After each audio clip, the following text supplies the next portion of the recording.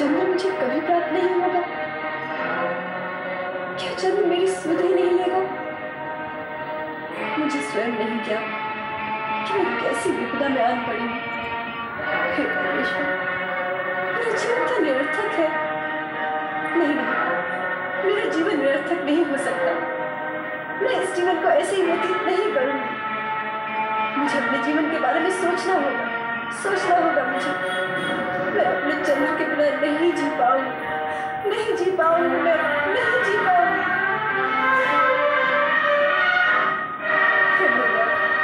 तुम्हें यदि सृष्टि रचना करनी ही थी तो मानव क्यों बनाया? और यदि मानव ही बनाना था तो उसे हृदय क्यों दिया? और यदि उसे हृदय देना ही था प्रभु तो उसमें प्रेम क्यों समोया? ये मेरी सोच से परे है प्रभु। मैं आज तक इसका कारण नहीं जान पाई। मुझ पर कृपा करो प्रभु, मेरे चंद्र से मुझे शीघ्र मिला दो प्रभु।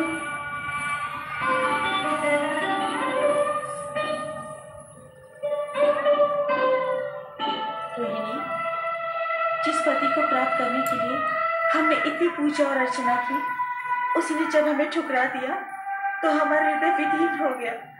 ये भी सत्य है कि तीर खाए पंछी की तरह छटपटाते हुए जब हमने पिता के समक्ष कहा कि चंद्र रोहिणी के कारण हमें उपेक्षित कर रहा है, तो हमें ठीक नहीं लगा। हम तो विनय में विचलित थे ही, तेरा सुख पिता के क्रोध ने छीन लिया। जो कुछ भी हुआ अश्विनी बहन, ठीक ही हुआ।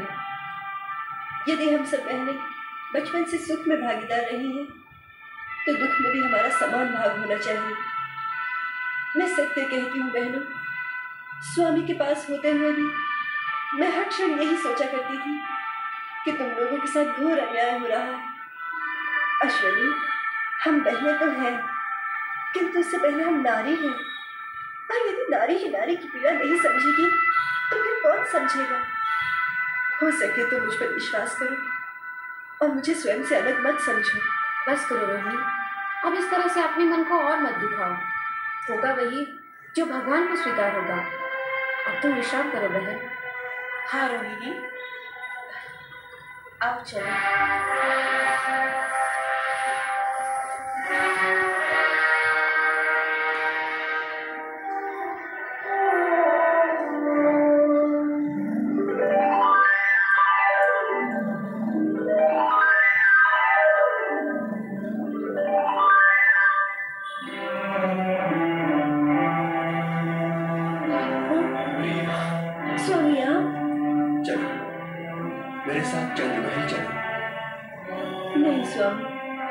जब तक आप अपनी अन्य पत्नियों को उनका अधिकार नहीं दे देते, मैं यही रहूंगी। मैं तुमसे प्रेम करता हूँ देवी, केवल तुमसे, और तुम्हारे अतिरिक्त ये चंद्र किसी और से प्रेम कर ही नहीं सकता।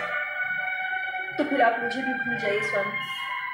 मुझे आपके विरह की अग्नि में जलना स्वीकार है, किंतु अपनी ही बहनों का सुख सौभाग्य छीन लेने वाली नीच स्त्री का कलंक लेकर मैं जीना नहीं चाहती। आप तुरंत यहाँ से चले जाइए स्वामी। तुम्हारे बिना मैं जीवन की कल्पना भी नहीं कर सकता।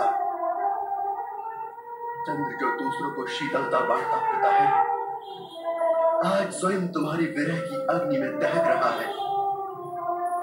मैं तुम्हें यहाँ से लेकर ही जाऊंगा रोहिणी। नहीं स्वामी, नहीं नाथ, नहीं, ऐसा मत कीजिएगा, अनिष्ट हो जाएगा। आप मेरे पिता श्री की क्रोध से अवगत नहीं। यदि मैंने आपको यहाँ देख लिया तो न जाने क्या होगा। मुझे छोड़ दीजिए स्वामी, छोड़ दीजिए। तेरी ये उदंडता, नीच पापी, छोड़ दे मेरी पुत्री को। ये मेरी पत्नी है और आपका इस पर कोई अधिकार नहीं। पत्नियां जो है तुम्हारी और भी हैं, ले जाना है तो सभी को ले जाओ। विवाह मात्र शरीर के साथ देरों से नहीं, मन के वर्ण करने से होता है, और मैंने मात्र आपकी इसी पुत्री को मन से भरा है। चलो रोहिणी। ये हट छोड़ दे चंद्र, नहीं तो मैं तुझे श्राप दे दूंगा।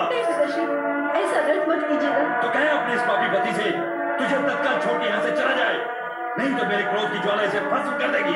चंद्र अपनी रोहिणी को लिए बिना यहाँ से नहीं जाएगा।